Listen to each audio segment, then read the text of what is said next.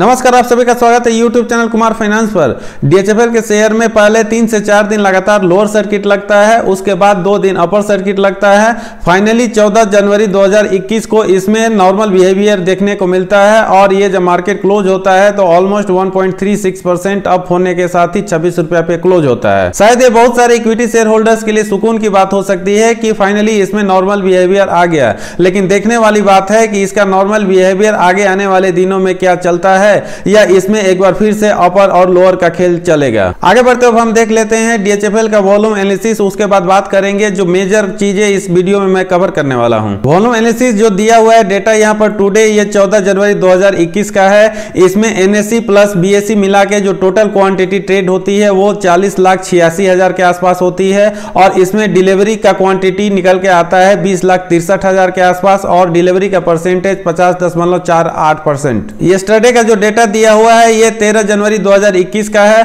और इसमें जो टोटल क्वांटिटी ट्रेड हुई थी 13 जनवरी 2021 को वो 1.20 करोड़ है और ग्रीन कलर में जो दिया हुआ है ये डिलीवरी का इंडिकेशन है और उस दिन इसमें डिलीवरी 60,26,000 शेयर की हुई थी और इसमें से जो परसेंटेज निकल के आया था वो 50.04% है। इसके बेसिस पे हम कह सकते हैं कि अभी भी इसके शेयर ट्रेडिंग में बहुत सारा क्वांटिटी डिलीवर हो रहा है और जब भी किसी शेयर में 30-35% से ज्यादा का डिलीवरी परसेंटेज निकल के आता है ऐसा माना जाता है कि उसमें इन्वेस्टर्स का इंटरेस्ट बना हुआ है। आज के कंडीशन में अगर मैं बात करूं तो डीएचएफएल के इक्विटी शेयर होल्डर्स का क्या होने वाला है फ्यूचर में कहना मुश्किल है, लेकिन जैसा कि हम पहले से बात करते आ रहे हैं और इस वीडियो में मेनली मैं कवर करने वाला हूं कि 15 जनवरी को इसका ई वोटिंग जो चल रहा है वो कंक्लूड होने वाला है और अगर सोर्सेज द्वारा पता चले तो इसमें यह क्लियर हो जाएगा कि आखिर डीएचएफएल को कौन एक्वायर करने जा रहा है। उसमें बहुत सारे कंडीशंस भी अप्लाई है। क्या यह कंफर्म है कि 15 जनवरी को डीएचएफएल का नया ऑनर मिल जाएगा? साथ ही कुछ ऐसे क्वेश्चंस है जो मेरे मन में है, आप लोगों के साथ मैं शेयर करूंगा। अगर आपके पास जवाब है तो निश्चित ही आप उसको कमेंट बॉक्स में जाके कमेंट करके जरूर बताएं। इन सारी चीजों को जानने और समझने के लिए हम स्टार्ट करते हैं ये वीडियो।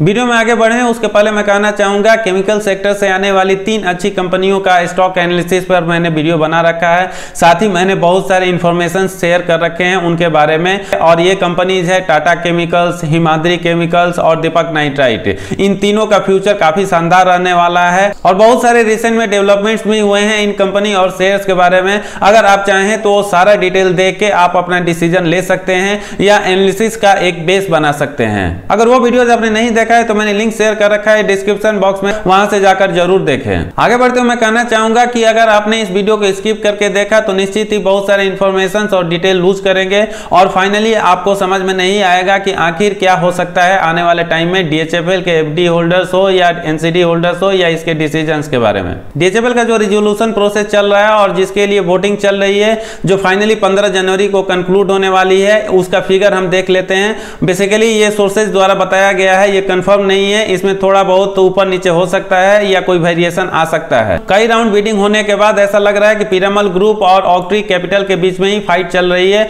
और इन दोनों में से ही कोई विनर बनेगा अगर सब कुछ ठीक ठाक रहता है 15 जनवरी 2021 को। तो सोर्सेज द्वारा ऐसा बताया जा रहा है कि पिरामल ग्रुप ने जो टोटल डीएचएफएल के लिए अपना बीड ऑफर किया है वो 37,250 करोड़ आ रहा है, जिसमें अपफ्रंट कैश पेमेंट 17,250 करोड़ का है, एफडी होल्डर्स के लिए 150 करोड़ का है, एनसीडी होल्डर्स के लिए 19,550 करोड़ है और उसने जो कंडीशन बताया है कि एनसीडी का टेन्योर जो होगा पेमेंट करने के लिए वो करीब 10 साल का होगा, जो कई बार पहले भी मैं अपने वीडियोस में शेयर कर रखा हूं। ऑक्ट्री कैपिटल के ऑफर पे नजर डालें तो अपफ्रंट कैश पेमेंट इसने 17,100 करोड़ का दे रखा है, एफडी होल्डर्स के लिए 300 करोड़ का दे रखा है, एनसीडी होल्डर के लिए 21,100 करोड़ ऑफर कर रखा है और इसका जो टोटल ऑफर बन के आता है 38,400 करोड़। ऑक्ट्री कैपिटल के बीड में बहुत सारे इफ एंड बट्स हैं क्योंकि जो मेजर प्रॉब्लम आ रहा है ऑक्ट्री कैपिटल के लिए, डीएचएफएल का जो इंश्योरेंस बिजनेस है वो इसको डायरेक्टली एक्वायर नहीं कर सकता क्योंकि ऑलरेडी 49% का स्टेक किसी फॉरेन इन्वेस्टर्स के पास है।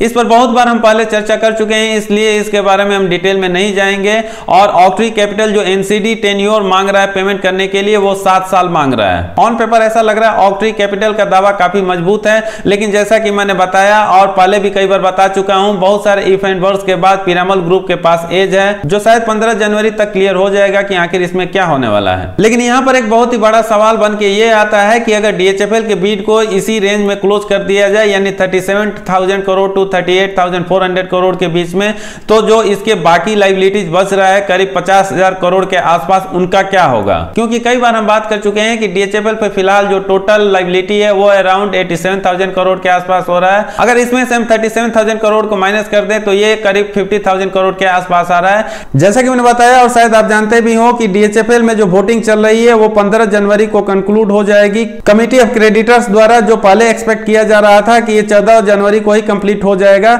लेकिन फाइनली ये 15 जनवरी दोपहर तक कंक्लूड हो जाएगा। लेकिन जैसा कि पहले कई बार हुआ आईबी केसेस में कि बैंक्स द्वारा उसमें मेजर रोल प्ले किया जाता है और जो वोटिंग का राइट होता है मैक्सिमम बैंकर्स के पास होता था, लेकिन जो DHFL का बीडिंग चल रहा है इसमें सबसे ज्यादा वोटिंग का जो परसेंटेज दिया गया है या वेटेज दिया गया है, ऐसा हम कह सकते हैं एनसी होल्डर्स को, क्योंकि उनके पास 50% वोट्स का कंट्रोल है। इसके बाद नंबर आता है पब्लिक सेक्टर बैंक्स का, जिनके पास 28% का वोटिंग कंट्रोल है, और जो बाकी 22% वोटिंग कंट्रोल है उसमें प्राइवेट बैंक्स, मसाला बॉन्ड होल्डर्स और फिक्स डिपॉजिट होल्डर्स के पास है। यानी हम यहां पर कह सकते हैं कि जो डिसाइडिंग फैक्टर होगा वो एनसीडी होल्डर्स का होगा, और साथ ही फिक्स डिपॉजिट्स का भी इसमें एक अहम रोल हो जाता है। ये जो भी डिसीजन लेंगे और जिसके फेवर में वोट करेंगे या अगेंस्ट में वोट करेंगे उसी के हिसाब से डिसीजन लिया जाएगा। हालांकि पब्लिक में इसका डिसीजन एंड जनवरी तक आएगा जब NCLT इसके बारे में अपना फैसला सुनाएगा, लेकिन अगर सोर्सेज द्वारा बता दिया गया तो शायद ये 15 जनवरी को ही क्लियर हो जाएगा कि आखिर इस कंपनी को कौन एक्वायर करने जा रहा है। यह एक बार फिर से इसमें कोई डिसीजन नहीं हो पाता है, क्योंकि कुछ क्राइटेरिया दिया गया है जिसको फुलफिल करना आवश्यक हो जाता है। अगर वो क्राइटेरिया फुलफिल नहीं होता है तो मुझे ऐसा लगता है कि शायद फिर से एक बार इसको होल्ड कर दिया जाए।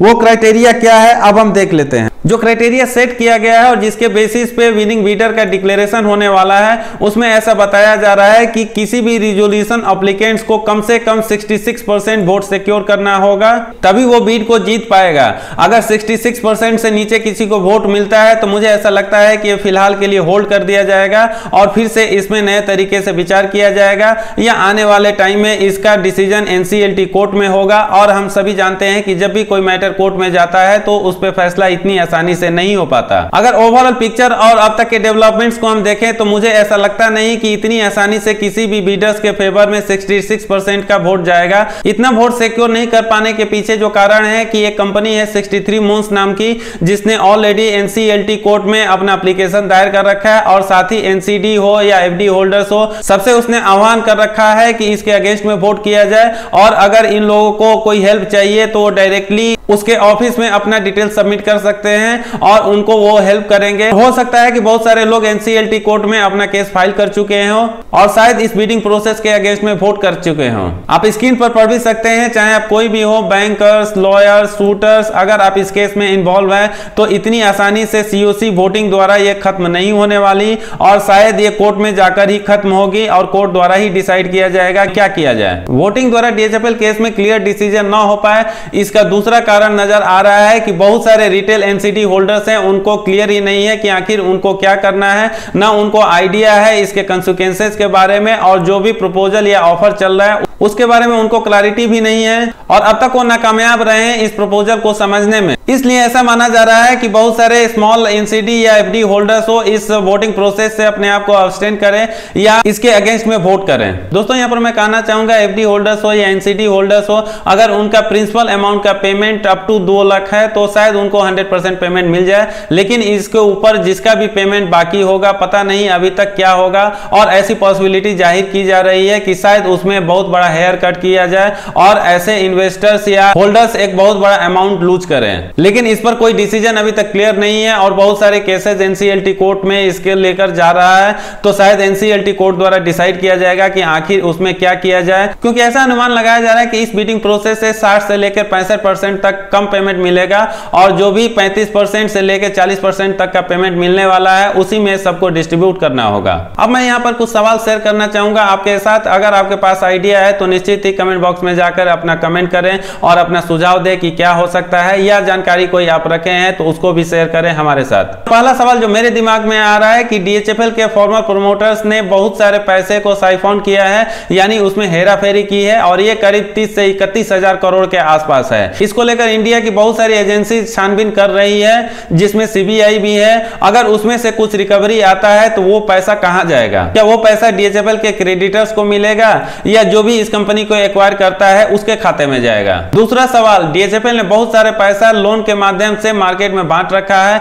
वो पेमेंट जब मिलेगा DHFL को तो क्या वो पैसा एक बार फिर से क्रेडिटर्स को जाएगा या इसके बीडर्स को जाएगा जो एक कंपनी को एक्वायर करता है? तीसरा सवाल, इंडिया में बहुत सारे रेपुटेड रेटिंग एजेंसीज हैं, जैसे केयर हो गया, क्रिसिल हो गया। ये किसी भी कंपनी को जब रेटिंग देते हैं तो आखिर किस बेस पे करते हैं और उसको 1 महीना या 2 महीना में ही फिर उसका रेटिंग कैसे खराब हो सकता है? अगर मैं बात करूं तो केयर ने DHFL को रेटिंग दे रखा था पहले AAA और 2 महीना में ही इसको D कर दिया, क्योंकि बहुत बार ऐसा होता है कि बहुत सारे इन्वेस्टर्स NCD के माध्यम से हो या FD के माध्यम से हो किसी भी बैंक या NBFC में अपना पैसा डिपॉजिट कर देते हैं, क्योंकि इसका रेटिंग AAA या AA है। तो यहां पर मैं जानना चाहूंगा कि आखिर रेटिंग का बेस क्या होता है जो अचानक से 1 महीना 2 महीना में ही किसी कंपनी का खराब हो जाता है या अच्छा हो जाता है? इन सारे सवालों के बारे में मैं एक वीडियो बनाऊंगा आने वाले टाइम में, लेकिन फिर भी मैं एक्सपेक्ट कर रहा हूं कि अगर आपका कुछ वैल्यू एडिशन है तो आप कमेंट बॉक्स में जाकर अपना कमेंट दें, साथ ही आप अपना जो भी सुझाव है उसको शेयर करें।